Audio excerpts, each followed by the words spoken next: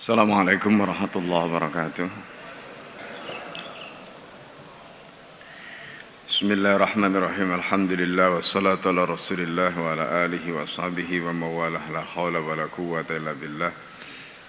Rabbi shrah li sadri wa yassir li amri wa hlul 'uqdatam min lisani yafqahu qawli. Allahumma inni a'udzubika an adilla wa dalla zinna wa zalla aw adlima aw udlama aw ajala yajla alayya.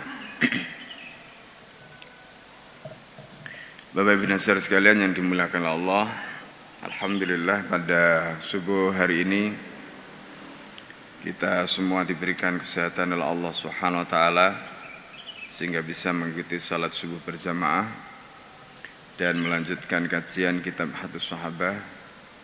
Semoga Allah Subhanahu wa taala senantiasa memberikan ilmu yang bermanfaat bagi kita semua, menjadikan ilmu kita dan semua yang Allah anugerahkan kepada kita menjadi keberkahan di dalam hidup kita di dunia maupun di akhirat. Sebelum kita mulai, mari kita bacakan surat Al-Fatihah untuk mu'alif kitab ini, Al-Allamah Syekh Yusuf Al-Kandahlawi, dan juga guru-guru kita semua dan kita yang hadir di majelis ini, baik yang langsung di masjid maupun mengikuti via Zoom atau YouTube. Semoga Allah Subhanahu wa taala memberikan kepada kita futuhnya, memberikan kepada kita kemudahan. Ala hadin niyah wa likulli niyatin salihah. Al-Fatihah. A'udzubillahi minasyaitonir rajim. Bismillahirrahmanirrahim. Alhamdulillah. Iyyaka na'budu wa iyyaka nasta'in. Ihdinas siratal mustaqim. Siratal ladzina an'amta 'alaihim ghairil maghdubi. Bismillahirrahmanirrahim. Qala al-mu'allif rahimahullah nafa'ana bihi wa bi'ulumihi fid dharain amin. Kita akan membahas tentang zuhudnya Rasulullah SAW dan para sahabat. Zuhud itu disebutkan di dalam bahasa Arab. Jadi kalau kata zahadaan itu bisa diartikan secara harfiah, artinya adalah menolak, ya.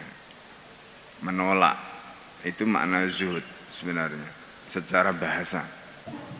Tetapi nanti istilah zuhud itu sebenarnya kemudian tidak berarti bahwa orang itu kemudian sama sekali tidak mau atau menolak terhadap dunia. Tidak. Ya, tetapi ada penjelasan yang nanti dijelaskan oleh para ulama terkait dengan makna zuhud yang sebenarnya. Artinya orang yang zuhud itu pada dasarnya bukan berarti dia anti atau tidak mau mendapatkan kenikmatan, karena nikmat hidup itu, kata Ibnul Qayyim, itu tidak akan bisa lepas dari tiga hal.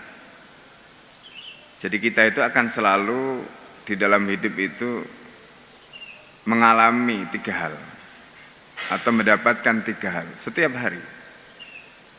Pertama, kita kadang-kadang diberi nikmat oleh Allah. Dan nikmat itu tidak abadi.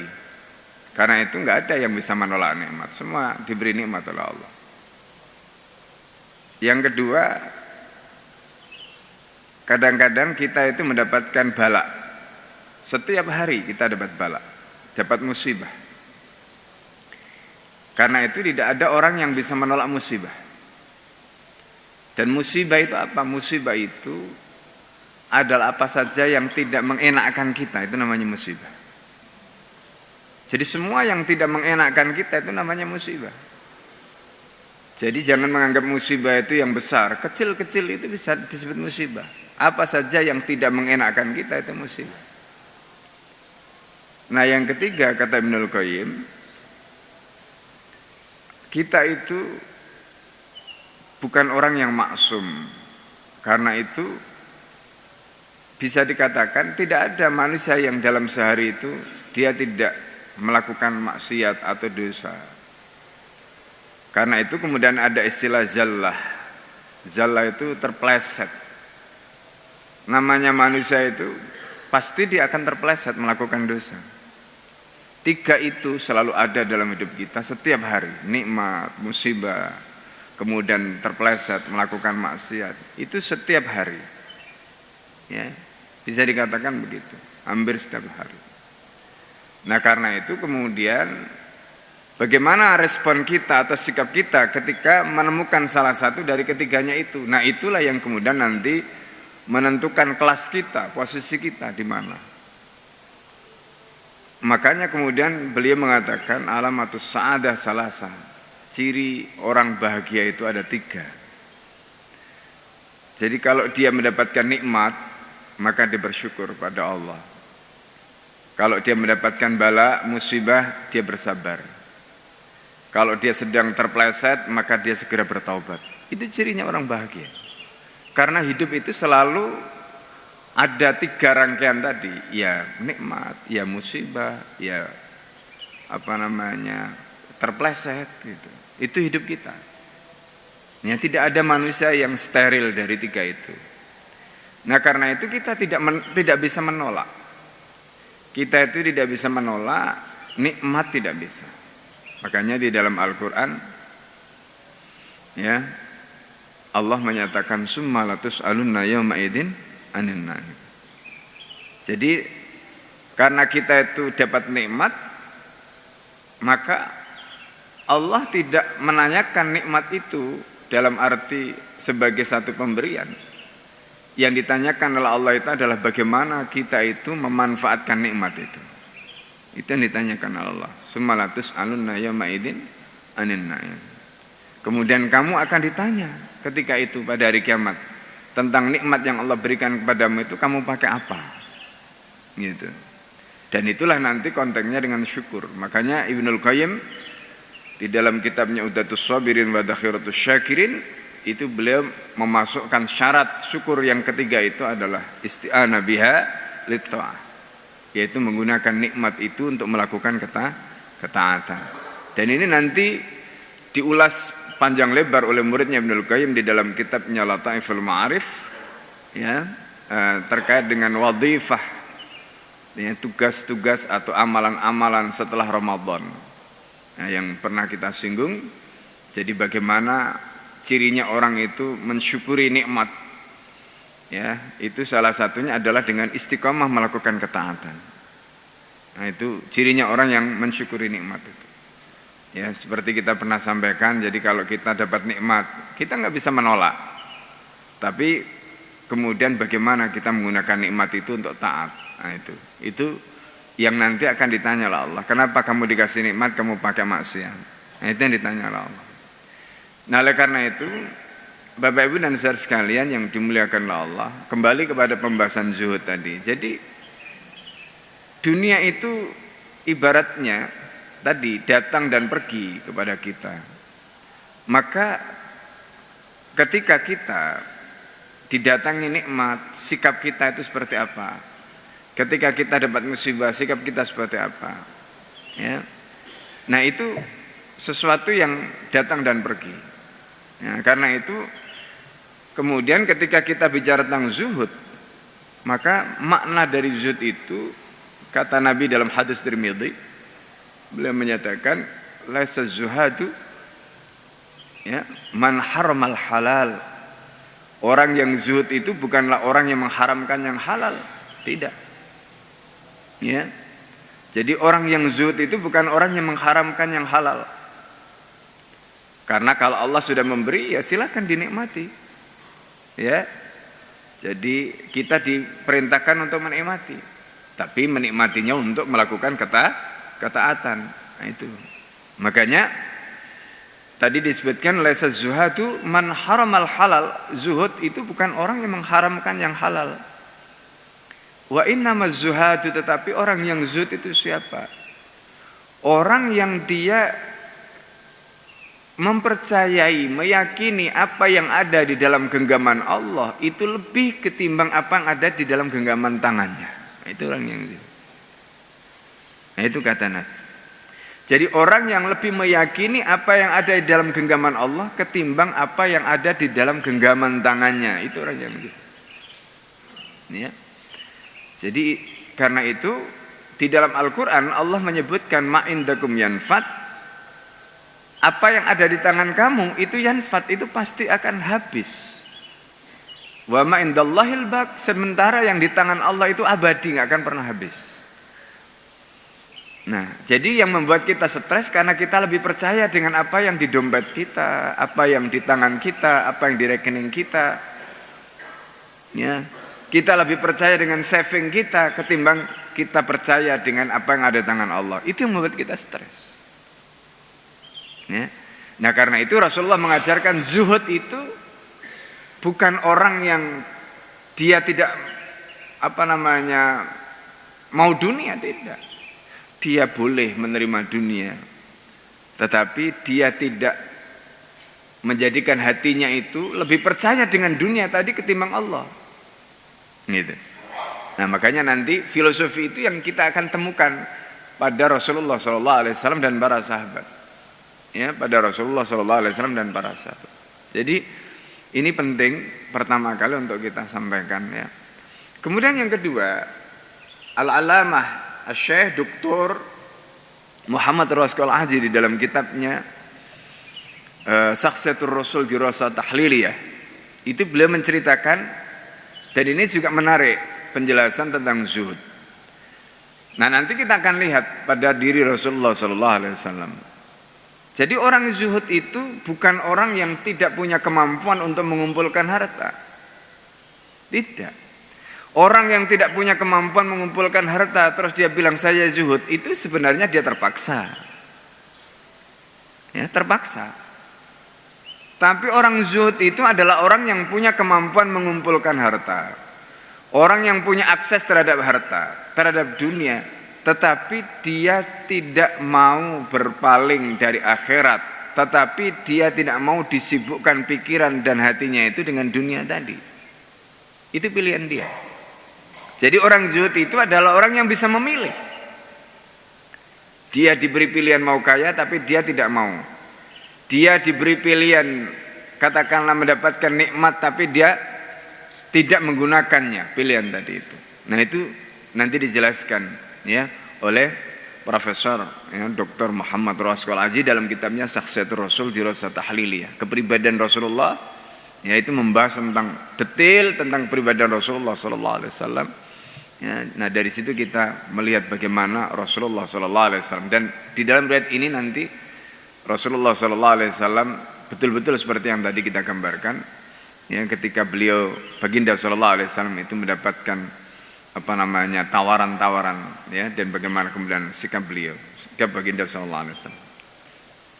Bismillahirrahmanirrahim. Zuhudun Nabi sallallahu alaihi wasallam ashabihi, zuhudnya Nabi sallallahu alaihi wasallam dan para sahabatnya anid dunia, dari dunia, wal khuruj minha, dan khuruj minha, keluar dari dunia tadi, biduni talabbusin biha, tanpa talabus itu maksudnya menjadikan dunia itu menjadi pakaiannya, menjadikan dunia itu menjadi hiasannya.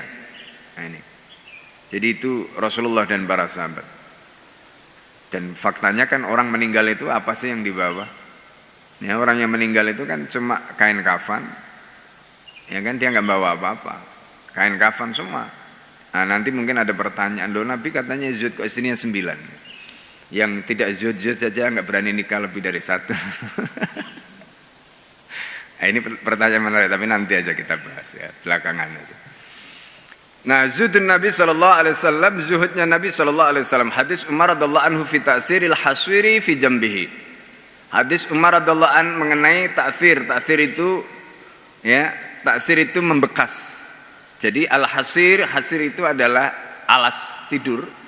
Jadi alas tidur Nabi itu membekas fi jambihi, pada lambungnya Nabi. Jadi Nabi itu kan kalau tidur lambungnya kan di sebelah kanan, ya. Jadi Nabi itu kalau tidur lambungnya di sebelah kanan. Nah itu miring sebelah kanan. Itu Rasulullah. Jadi semua dari kehidupan Nabi itu bukan hanya sunnah dalam pengertian kalau kita kerjakan itu merupakan kebaikan, tapi di situ ada rahasia-rahasia yang kemudian Allah tunjukkan pada kita nanti. Yang menarik ya, ada profesor dari luar, bukan orang Islam, meneliti tidur miring sebelah kanan. Ketika orang itu tidur miring sebelah kanan, ini kita bicara medis ya. Kita bicara medis. Jadi jantung itu di sebelah kiri. Ya, jantung itu sebelah kiri. Jadi kalau kita tidur miringnya lambungnya itu sebagian kiri, maka ini saluran pernafasan, kemudian aliran darah dan sebagainya itu ketika itu ketekan, ya, maka itu akan menghambat, ya, suplai oksigen macam-macam, ya, yang dipompa oleh jantung kita. Tapi sebaliknya ketika kita miring sebelah kanan, karena jantung di sebelah kiri, maka itu akan membantu justru. Bahkan kemudian otak kita, itu ada penelitiannya, lebih dari 20 sekian persen itu akan mendapatkan suplai oksigen. Karena suplai oksigen ketika kita tidur tadi itu termasuk juga proses recovery, ya, termasuk proses regenerasi sel dan sebagainya terjadi pada saat kita tidur. Itu akan membantu kerja otak kita. Maka ketika kita tidurnya benar, bangun tidur itu fresh. Bangun tidur itu fresh. Bahkan sebagian ulama itu mengajarkan kalau kita ingin menghafal, caranya sebelum tidur hafalkan dulu, maka nanti kemudian ketika kita sudah tidur itu mengendap, lalu setelah tidur maka hafalan itu akan menguat. Itu ada rumusnya begitu, ya. Nah ini subhanallah. Dan kalau kita kembali kepada cara bagaimana Rasulullah SAW tadi tidur, itu luar biasa, ya, luar biasa. Ini dari sisi kesehatan, ya, tidurnya miring, lambung kanan itu di bawah. Nah itu yang dilakukan Rasulullah SAW. Masya Allah, ya, ini. Nah tetapi Rasulullah SAW itu tidurnya nggak pakai kasur. Rasulullah tidur tidak pakai alas empuk.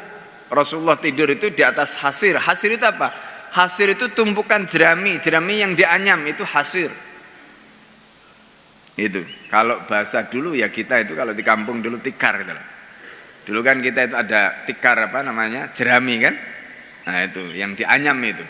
Nah itu kalau dipakai tidur itu pasti bekas, ya, pasti membekas ini. Nah, apalagi kalau tikarnya kasar. Gitu. Al-Fakir dulu waktu kuliah, ya, karena memang kondisi sedang susah gitu. Itu kontrak rumah, ya, murah lah ketika itu. Nah, tempat tidurnya itu bukan kasur, ya. Kalau zaman dulu kan kasurnya itu pakai kapas yang kapuk itu, ya, kapuk. Nah itu kan kalau semakin lama, apalagi kalau kena keringat, kena macam-macam kan bisa kempes, terus kemudian keras, gitu. Keras itu. Ada yang lebih parah lagi, kadang-kadang bukan itu. Jadi dalamnya itu isinya karung itu terbuat dari kulitnya rosella itu, ya. Nah, itu lebih keras lagi, ya. Kalau kita tidur pakai alas seperti itu, kira-kira gimana rasanya badan itu, ya mungkin dulu kalau masih muda, masih mahasiswa nggak apa-apa, tapi kalau sekarang sudah tua ya terasa sekali, ya kan. Nah itu Rasulullah. Dan ingat, Rasulullah tidur dengan alas seperti itu bukan di usia muda. Karena riwayat ini itu adalah riwayat yang terjadi ketika Nabi di Madinah. Berarti Rasulullah usianya sudah di atas 50 tahun. Jadi Rasulullah itu usianya sudah di atas 50 tahun. Dan kita tahu secara medis maupun, ya, kalau kita bicara dalam konteks anatomi tubuh, 50 tahun itu sudah mulai mengalami penurunan, ya kan, kekuatan massa otot kita sudah menurun, ya, sudah menurun. Tapi Masya Allah, pertanyaannya kemudian, kenapa Rasulullah justru di usia 50 tahun itu malah mulai perang, ya kan?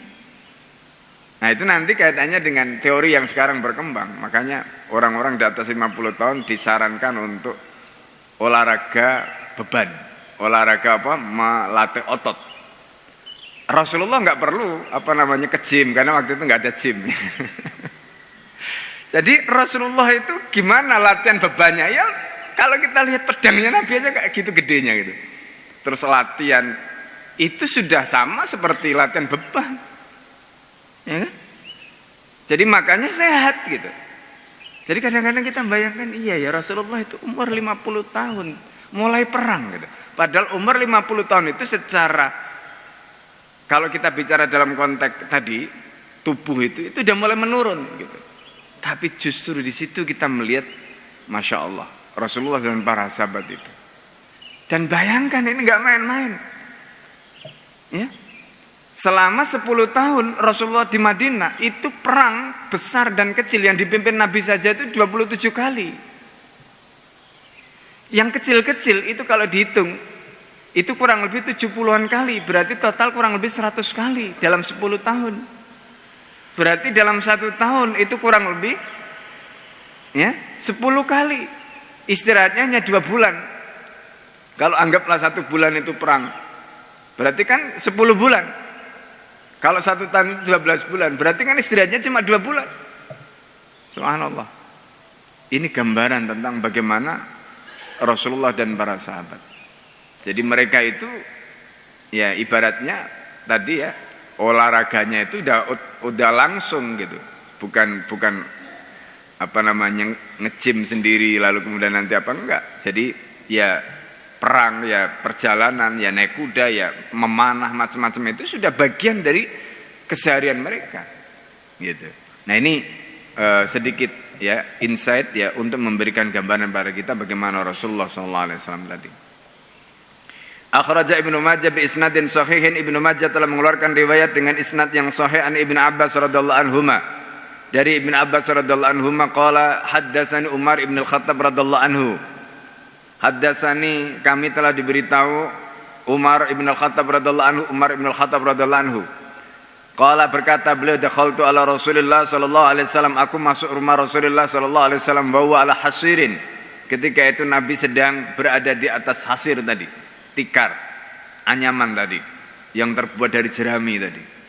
Qala, kemudian berkata Umar, fajalastu, aku kemudian duduk, fa idza alaihi izaruhu, dan kemudian di situ ada izarnya. Izar itu adalah sarungnya Nabi, bisa kain bisa sarung yang dipakai ya oleh Rasulullah sallallahu alaihi wasallam.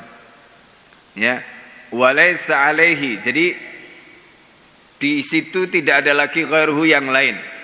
Wa idal hasiru, dan ternyata tikar anyaman tadi itu qad athara fi jambihi, betul-betul membekas. Membekas di mana? Membekas di lambungnya Rasulullah. Masya Allah. Jadi kelihatan itu, membekas di lambungnya Rasulullah sallallahu alaihi wasallam. Wa idza ana biqabdatin min sya'irin nahwi sa', dan aku ketika itu mengambil qabdah. Qabdah itu satu genggam. Min syair, dari gandum.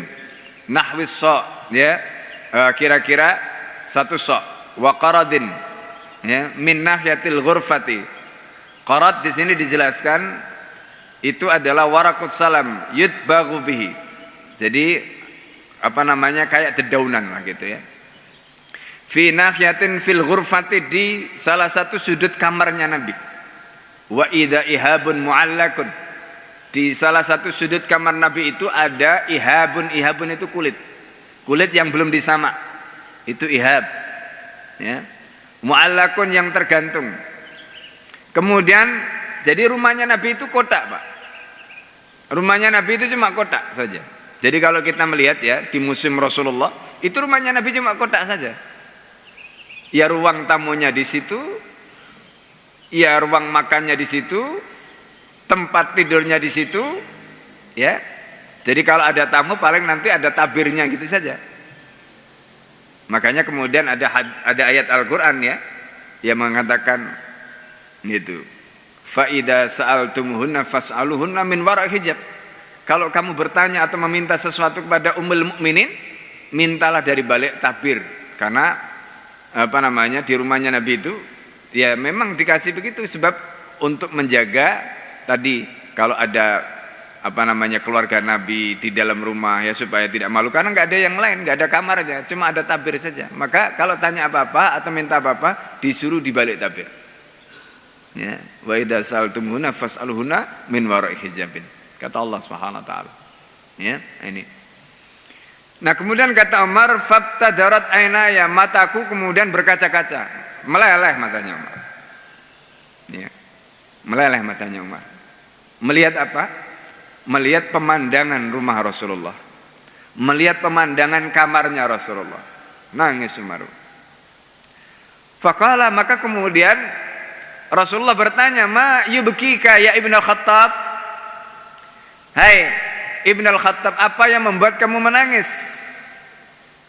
Fakultu, kemudian aku, kata Umar menjawab, "Ya Nabi Allah." Ya. Wahai nabinya Allah, wa malila abki, bagaimana mungkin aku tidak menangis ya Rasulullah? Ini kata Umar bin Khattab. Wahadal hasiru, tikar anyaman ini, qad athara fi jambika, betul-betul sudah membekas ya ke lambungmu ya Rasulullah. Wahadi khizanatuka, dan ini adalah simpananmu, lemarimu atau tempatmu untuk, maksudnya Rasulullah itu nggak punya apa-apa. Rasulullah nggak punya kulkas, Rasulullah nggak punya lemari. Ya, ini khizanahmu ya Rasulullah. Arafiha illa ma'ara, aku tidak melihat apa-apa kecuali yang aku lihat hari ini ya Rasulullah. Ya. Kemudian setelah itu Umar membandingkan. Wadaka Kisra, sementara Kisra wa Kaisaru, sementara Kisra, kita tahu Kisra ya. Kisra ini adalah penguasa Persia, wa Kaisar, dan Kaisar ini adalah penguasa Romawi ketika itu. Fit thimari wal anhari, mereka menikmati buah-buahan yang begitu banyak. Mereka mempunyai anhar, anhar itu sungai-sungai, itu untuk menggambarkan kemewahan. Ada buah, ada sungai yang mengalir di bawah istana mereka. Ya Masya Allah, ya kan, untuk healing lah kata ya orang sekarang ya kan, untuk healing gitu. Wa anta nabiullah, kata Umar bin Khattab, sementara engkau adalah nabinya Allah, wa safwatuhu, safwah itu adalah manusia pilihannya Allah. Engkau adalah nabinya Allah dan manusia pilihannya Allah. Wa hadhi khizanatuka, sementara khizanahmu cuma kayak begini ya Rasulullah. Ya, apa yang ada di rumahmu kayak begini ya Rasulullah. Qala, nah ini Bapak, Ibu dan saudara sekalian yang dimuliakan Allah. Ya. Jawaban Rasulullah sallallahu alaihi wasallam yang luar biasa. Ya, jawaban Rasulullah sallallahu alaihi wasallam yang luar biasa. Apa kata Nabi? Nah, ini pelajaran yang ditanamkan Rasulullah kepada sahabat. Ya Ibn al-Khattab, hai anaknya Al-Khattab, hai putranya Al-Khattab, amma tarda, kata Rasulullah, antakuna lanal akhiratu, apakah kamu tidak ridho jika Allah memberikan akhirat untukku, untuk kami, untuk kita, walau dunia, sementara mereka mendapatkan dunia. Ya. Nah, kalimat ini Masya Allah ya, coba kita hujamkan betul-betul di dalam hati kita. Dunia itu disebut dunia, Bapak Ibu sekalian, itu karena hina. Karena hina. Dunia itu disebut dunia karena hina. Ya. Maka kata Rasulullah, jadi kenapa Allah menyebut dunia itu dengan dunia? Karena hina. Di dunia itu kemaksiatan terjadi. Ya, jadi dunia itu kemaksiatan terjadi karena dosanya Adam kemudian diturunkan ke dunia. Jadi karena itu di dalam Al-Quran surat Fatir Allah itu menjelaskan, ya ayuhan nas inna wa'dallahi haq, hai manusia sesungguhnya janjinya Allah itu hak, termasuk akhirat. Karena Allah di dalam Al-Quran mengatakan pada Nabi, walal akhiratu khairun laka minal ula, dan akhirat itu lebih baik bagimu Muhammad minal ula, ketimbang dunia. Wala sawfa yu'tika rabbuka fatarda, kata Allah, wala sawfa yu'tika rabbuka, dan kamu akan diberikan oleh Tuhanmu nanti di akhirat itu fatarda, dan kamu akan ridha Muhammad. Masya Allah. Nah, kita itu kadang-kadang tidak sabar. Padahal di dunia itu cuma sebentar. Sesusah-susahnya kita, Katakanlah begitu. Paling umur kita, berapa sih umurnya orang sekarang yang paling panjang? Kemarin ada orang yang diberi umur 123 tahun. Ya, kita itu kalau terlalu lama hidup itu juga nggak enak. Ya, pengen yang mati. Kelamaan hidup itu juga nggak enak. Kenapa? Nggak enak. Lah badannya itu sudah nggak mendukung gitu. Udah sakit, bagian ini sakit, udah nggak enak. Makanya Allah itu ini renungan hidup ya. Jadi Allah itu melahirkan kita, menciptakan kita di dunia ini kan dari min nutfatin, dari nutfah. Kemudian menjadi mudghah. Lalu kemudian menjadi janin. Setelah itu Allah tiupkan roh. Setelah itu kemudian kita lahir di dunia. Akalnya belum sempurna, badannya masih lemah. Makanya coba lihat, minumnya susu, makannya masih lembek-lembek.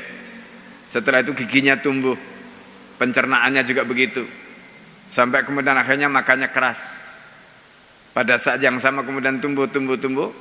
Sampai kemudian mentok nanti di usia 20-an, 30. Di usia 30 itu sudah mulai mengalami penurunan. Di usia 30. Ya. Kemudian 40, 50 udah turun, 60 turun sampai seperti anak kecil lagi. Ya kan? Hidup kan begitu. Ini perjalanan hidup kita. Ini perjalanan hidup, dan itu pendek. Jadi kalau kita mau bicara nikmat, puncak kita bisa menikmati kenikmatan itu paling umur 40. Itu pun kalau masih sehat. Sekarang banyak anak umur 20, 30, 40 udah banyak yang sakit. Ya karena gaya hidup atau pola hidup yang tidak sehat. Ya apalagi 40, 50, 60 udah. Ini penyakit-penyakit yang dulu nggak pernah muncul. Ya, nah ini. Itu Bapak Ibu sekalian yang dimuliakan Allah. Jadi sebenarnya pendek. Bayangkan hidup yang pendek seperti ini. Terus kemudian Allah sebenarnya dengan hidup tadi itu sudah menyiapkan kepada kita, tinggal kita aja kadang-kadang nggak sadar, nggak merasa. Pengennya di dunia terus. Padahal di dunia itu cuma sementara. Makanya kata Nabi tadi, ya Ibn al-Khattab, amma tarda an takuna lanal akhirah walamud dunya. Apakah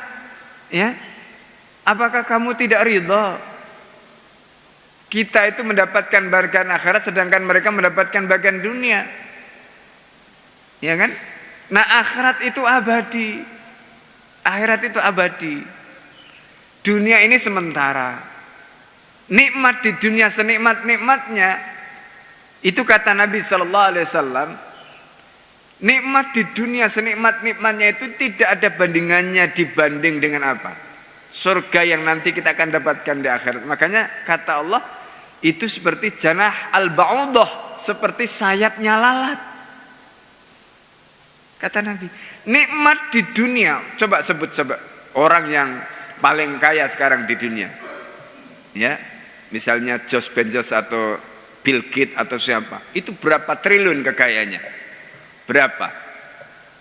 Itu kata Rasulullah enggak sebanding dengan janah ba'udah, satu sayap lalat. Coba. Satu sayap lalat. Ya. Itu kata Rasulullah sallallahu alaihi wasallam. Nah, cuma kata Allah di dalam surat Fatir tadi, fala taghurrannakumul hayatud dunya, kamu karena itu jangan tertipu dengan kehidupan dunia. Jadi ini kehidupan yang menipu. Dunia yang sementara, dunia itu menipu. Makanya pertanyaannya kemudian begini, apa yang membuat kita ketika dapat nikmat di dunia ini kita enggak ketipu pandangan kita? Nah, disitulah maka kita harus memegang apa yang dijelaskan oleh para ulama tasawuf. Kamu boleh menikmati dunia, tapi jangan pernah masukkan dunia ke dalam hatimu. Silahkan kamu nikmati dunia, tapi kamu jangan pernah masukkan dunia ke dalam hatimu. Supaya apa? Hatimu tetap, kalau bahasanya orang Jawa itu madep mantep ke akhirat. Nah, itu. Jadi hati kita itu tetap ke akhirat. Meskipun secara dohir kita itu menikmati dunia, tetapi hati kita itu tetap ke akhirat. Jangan sampai yang dohir ini kamu masukkan ke dalam hatimu. Itu yang tadi disebut dengan zuhud itu. Jadi orang zuhud itu adalah orang yang bisa menguasai dunia, dalam arti dunia dia bisa pegang, dunia dia bisa dia nikmati, tetapi dia tidak masukkan di dalam hatinya, sehingga dia tidak dikuasai oleh dunia. Nah itu penjelasan ulama-ulama tasawuf. Ya. Nah, jadi karena itu apa yang disampaikan Rasulullah SAW tadi, amma tardu an takuna lana al-akhirah walamud dunya, apakah kamu tidak ridho kita mendapatkan akhirat sedangkan mereka mendapatkan dunia? Rasulullah menjawab enteng saja. Rasulullah menjawab enteng saja. Nah, jadi makanya Masya Allah ya. Jadi orang itu kalau dia sudah tergoda dengan dunia, sudah silau dengan dunia, itu berarti hatinya sudah berpaling dari akhirat. Ya. Nah ini. Wa akhraj al-Hakim, al-Hakim mengeluarkan riwayat wa qala sahihun ala syarti Muslim, kata al-Hakim di dalam kitab Al-Mustadrak.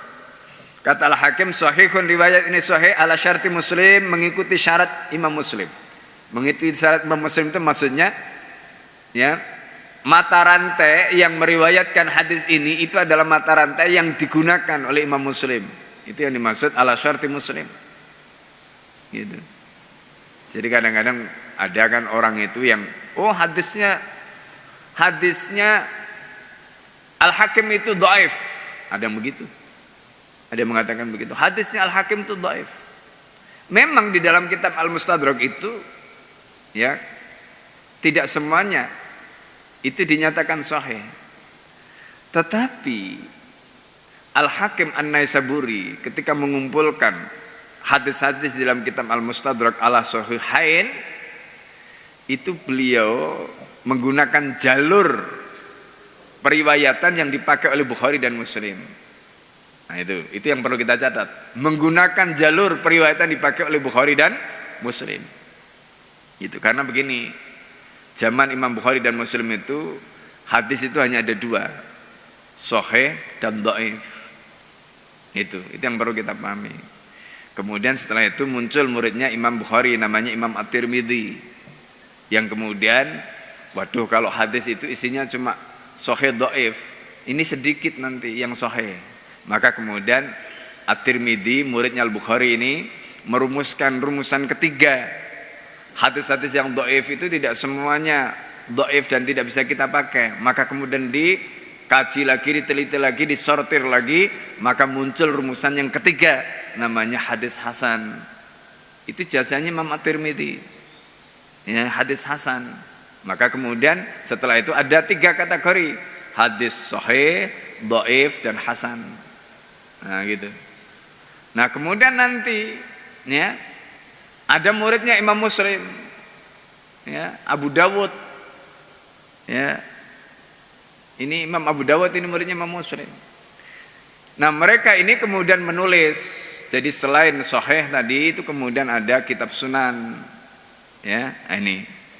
Nah Al-Hakim An-Naisaburi itu berusaha untuk menelusuri hadis-hadis yang menggunakan jalur Bukhari dan Muslim tadi, lalu kemudian dihimpun di dalam kitab namanya Al-Mustadrak, ya Mustadrak gitu. Nah ini Mustadrak itu dari kata daroka. Daroka itu kalau dalam bahasa Arab, daroka itu dari atas turun ke bawah, itu namanya daroka. Kalau daraja itu dari bawah naik ke atas, itu namanya daraja. Mustadrak itu artinya apa yang tadi sudah gak dipakai itu diambil lagi, ya ditapis lagi, diolah lagi, diteliti lagi, itu namanya mustadrak. Maka kemudian terkumpullah sehingga menjadi sekian belas jilid gitu. Itu karyanya Al-Hakim An-Naisaburi. Nah, jadi kita jangan itu dhaif, ya di dalam Al-Hakim An-Naisaburi misalnya. Nah, kadang-kadang orang itu begitu gegabah gitu. Makanya nanti guru kami menulis kitab yang mengkritik bagaimana cara ulama-ulama mutaakhir ini yang mempelajari hadis, ya, dan itu yang kita pernah sampaikan di majelis ini. Walafdu, dan kemudian lafadznya hadis ini qala Umar radhiyallahu anhu istadantu. Jadi redaksi hadis ini, lafdu di sini maksudnya redaksinya, qala Umar radhiyallahu anhu pernah berkata, istadantu ala Rasulillah sallallahu alaihi wasallam, aku minta izin kepada Rasulullah, fadakhaltu alaihi, aku masuki rumahnya. Fi masyrubatin, ya, fi masyrubatin. Masyrubah di sini dijelaskan ay ghurfah, yaitu ketika itu Rasulullah sedang di kamar. Dan tadi kita sudah singgung, kamarnya Nabi itu ya kamar, ya ruang tamu, ya di situ semua. Wa innahu, ketika itu Rasulullah la muttaji'un. Muttaji' itu tidur. Ala khosafah, ya, ala khosafatin, ya. Nah, khosafah di situ itu adalah as-saub al-ghalid jiddan. Jadi Rasulullah itu sedang tidur di atas kain atau pakaian yang pakaian itu ghalid, kasar. Pakaiannya itu kasar sekali.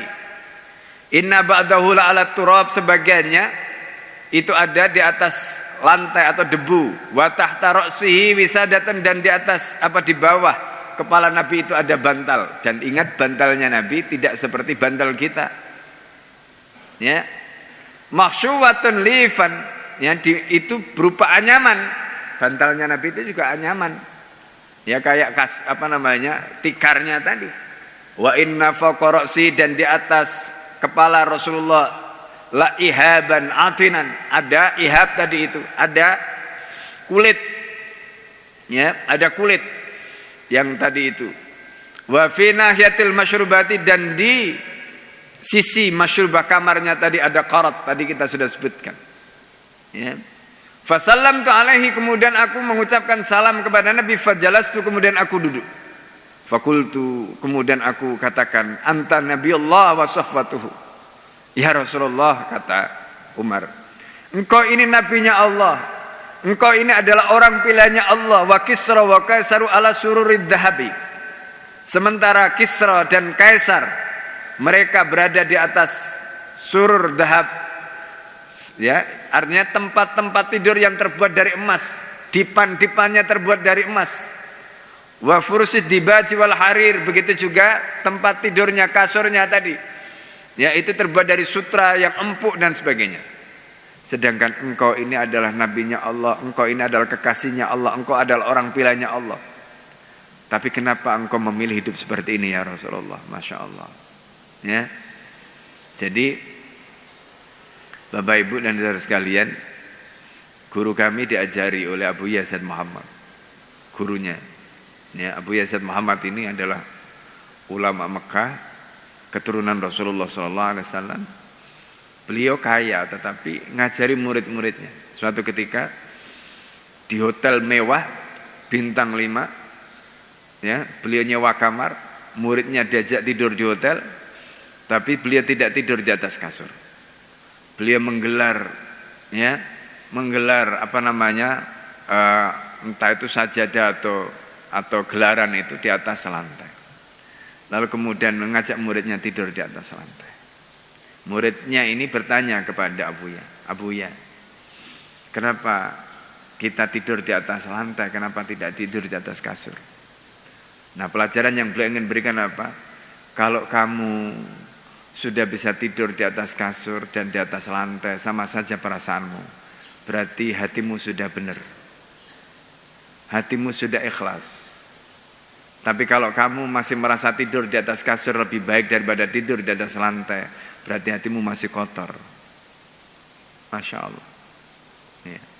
Kita itu kan, hidup itu kan aksesoris semua. Kita naik mobil mewah dikira lebih hebat daripada jalan kaki. Kalau kita masih begitu, itu berarti hati kita belum bersih. Rumah magrong-magrong, mentereng, ya, sehingga kita menghabiskan miliaran untuk membangun rumah. Kemudian kita ingin menunjukkan, nih loh, saya sudah sukses. Itu berarti hati kita masih kotor.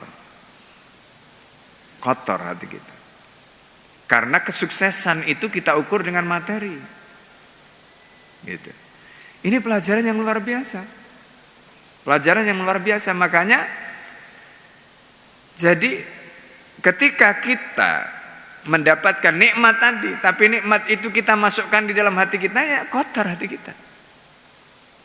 Makanya Allah mengatakan, ya, jadi kalau kita ini ya tidak membersihkan hati kita, qad aflaha man zakkaha wa qad khaba man dassaha. Siapa yang mengotori dan siapa yang membersihkan? Ya kita sendiri sebenarnya. Qad aflaha man zakkaha, sungguh beruntung, sungguh menang orang yang zakkaha, membersihkan hatinya, termasuk membersihkan hatinya dari dunia tadi. Wa qad khaba man dassaha, dan sungguh merugi orang yang mengotori hatinya. Jadi ini bukan hanya soal dosa, Bapak Ibu sekalian. Kita ngotori hati dan membersihkan hati itu bukan hanya soal dosa, tidak. Tetapi juga soal dunia. Itu kalau kita bicara tasawuf. Ya, itu juga soal dunia. Ya, ini makanya, Masya Allah. Makanya kita berdoa kepada Allah, ya semoga Allah itu membersihkan hati kita. Allahumma ati nafsi taqwaha wa zakkiha fa innaka khairu man zakkaha. Ya Allah ma'ati nafsi taqwa, ya Allah berikanlah kepada hamba-Mu ini nafsi taqwa, jiwa yang takwa. Wa zakkiha, dan bersihkanlah jiwa hamba ini. Fa innaka khairu man zakkaha, karena Engkau adalah zat yang membersihkan jiwa. Jadi kalau kita bisa begitu itu Masya Allah, hidup itu enak. Nikmat datang dan pergi kita biasa saja. Ya kan, kita biasa saja. Yang jadi masalah itu karena kita tadi menganggap itu akan selamanya gitu. Jadi itu akan selamanya gitu. Ya, ini.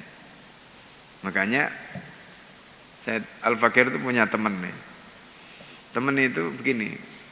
Jadi dia itu pokoknya savingnya itu nggak boleh kurang dari sekian ratus juta. Jadi nanti kalau kurang dari sekian ratus udah pusing dia. Gitu. Ya, jadi ada orang yang begitu. Ya. Nah, jadi karena itu kemudian tadi hidupnya itu nggak akan ada, ya istilahnya itu nggak akan pernah spot jantung. Rekeningnya penuh terus, ya kan? Rekeningnya penuh terus. Nah, ini. Nah, jadi ini yang disampaikan oleh Umar. Faqala, kemudian Rasulullah sallallahu alaihi wasallam menjawab, ulaika ujilat lahum thayyibatuhum. Hai Umar, ulaika mereka itu ujilat lahum, didahulukan, disegerakan untuk mereka thayyibatuhum, kebaikan-kebaikan mereka. Wa yawashikatul inqita, dan itu pasti, ya, pasti akan terputus. Kebaikan mereka itu pasti akan terputus. Coba kita bayangkan sekarang ya, Amerika dengan kegagahannya, orang-orang kaya mereka sekarang itu dengan kekayaannya, apakah itu akan abadi? Tidak. Paling bisa bertahan sekian lama. Itu makanya Rasulullah mengatakan wa ya wasyikatul inqita, itu pasti akan terputus. Wa inna qaum, dan kita ini adalah kaum ukhirat lana. Sementara kita ini adalah kaum di mana bagi kita ini ukhirat ditangguhkan, thayyibatuna, kebaikan-kebaikan kita, fi akhiratina, di akhirat kita.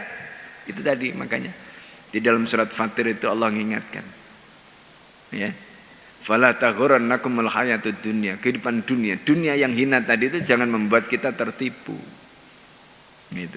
Jabatan, harta kekayaan, kedudukan atau apapun itu semuanya sementara.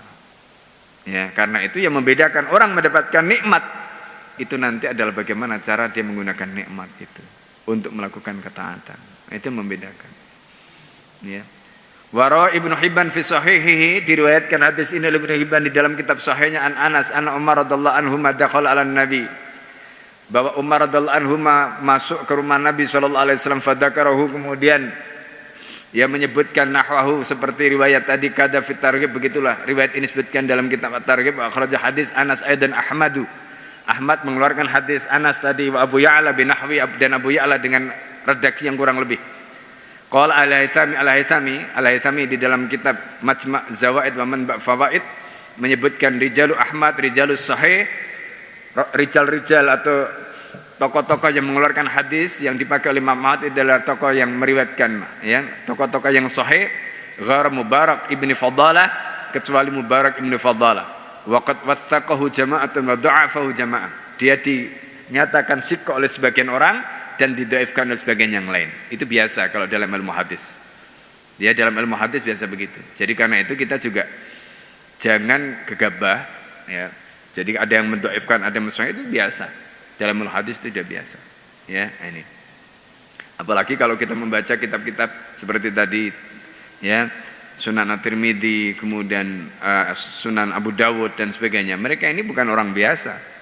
Ya, mereka bukan orang biasa. Kalau kemudian dalam kitab hadisnya itu kadang-kadang ada yang dhaif dan sebagainya, itu bagian dari kesengajaan mereka untuk tujuan yang kita tidak tahu apa maksudnya.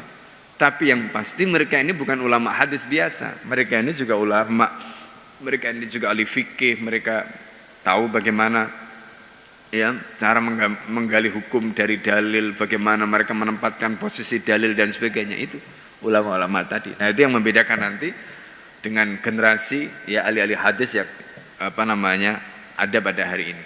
Kebanyakan belajar hadis tapi tidak menguasai usul, ya, tidak menguasai fikih. Nah, itu bedanya nanti, ya. Wa akhraja Ahmad wa Ibnu Hibban fi Sahih wal Baihaqi an Ibnu Abbas radhiyallahu anhu anna Rasulullah sallallahu alaihi wasallam dakhala alai Umar wa huwa ala hasirin qad attara fi jambihi faqala ya Rasulullah la ittakhadta firasan aw thara min hadha ya Rasulullah, seandainya engkau mengambil tempat tidur yang lebih, ya, dari ini, faqala mali walid dunya. Hai Umar, ya, mali walid dunya. Apa sih enaknya aku dengan dunia ini, kata Rasulullah. Ma matali wa matalud dunya. Permisalanku dengan dunia ini illa karakibin, kecuali seperti orang yang sedang naik tunggangan sara, di mana orang itu berjalan fi yaumin shaifin, pada suatu hari yang terik. Fastadalla tahta syajaratin, kemudian dia berteduh di bawah pohon. Saatan sebentar sumaraha, kemudian dia pergi wa taraka, dan meninggalkan tempat itu dunia. Kita mau punya pohon yang rindang, kita mau punya rumah yang hebat, ya, full AC, macam-macam dengan pelayan ini itu, dan semua akan kita tinggalkan. Semua akan kita tinggalkan. Istri semua akan kita tinggalkan, anak semua akan kita tinggalkan. Ya, nah ini yang kita mesti paham, ya. Nah, wa sahih Ibnu Hibban an Ibnu Mas'ud radhiyallahu anhu wa Tabrani wa Abu Shaykh an Ibnu Mas'ud nahwa hadisi Umar kama fit Targhib, Ibnu Hibban At-Tabrani an Aisyah radhiyallahu anha kama fit Targhib, ya, wal Majma' itu kitabnya Al-Haythami tadi, Majma' Zawaid wa Manba' Faid. Wallahu a'lam bissawab. Sampai di sini yang bisa kita sampaikan, Bapak Ibu dan saudara sekalian. Jadi inilah gambaran bagaimana kezuhudan Rasulullah sallallahu alaihi wasallam. Nanti di poin berikutnya itu akan dijelaskan bagaimana tempat tidurnya Rasulullah, ya. Bagaimana makanannya Nabi, bagaimana. Dan untuk rekomendasi kalau Bapak mau baca kitab Musnad Fatimah yang ditulis oleh Imam As-Suyuti. Ya, Musnad Fatimah yang ditulis oleh Imam As-Suyuti. Di situ nanti kita akan melihat bagaimana gambaran kehidupan keluarga Rasulullah sallallahu alaihi wasallam yang diceritakan oleh putrinya. Masya Allah. Kitab itu tidak tebal. Ya, Musnad Fatimah itu kitab yang tipis. Tapi subhanallah. Jadi kalau kita baca kitab ini nangis, Pak. Ya, menggambarkan bagaimana Rasulullah. Nah, kita penting mempelajari atau mengkaji kajian-kajian atau pembahasan seperti ini untuk apa, Pak? Untuk menjadi tolok ukur kita. Karena kadang-kadang kita ini sudah kelewat, sudah offset. Jadi kalau orang lari, orang bermain, ya, di dunia ini mungkin kita sudah offset. Nah, dengan kita membaca begini itu kita bisa masuk, ya, di garis. Ya, kita masuk lagi, kita narik diri lagi supaya kita tidak offset. Supaya kita ini tidak melampaui garis yang sudah digariskan oleh Allah dan Rasulnya. Agar kemudian kita nanti bisa bersama-sama dengan baginda Nabi Muhammad SAW. Itu yang menjadi harapan kita. Mungkin itu yang bisa Al-Fakir sampaikan pada kesempatan kali ini. Semoga bermanfaat, ya, karena sudah masuk waktu syuruk. Mari kita tutup. Insyaallah nanti kalau ada pertanyaan atau hal-hal yang ingin sampaikan bisa sampaikan di lain kesempatan. Mari kita tutup dengan doa kafaratul majelis. Subhanakallahumma hamdika asyhadu an la ilaha illa anta astaghfiruka wa atubu ilaik. Assalamualaikum warahmatullahi wabarakatuh.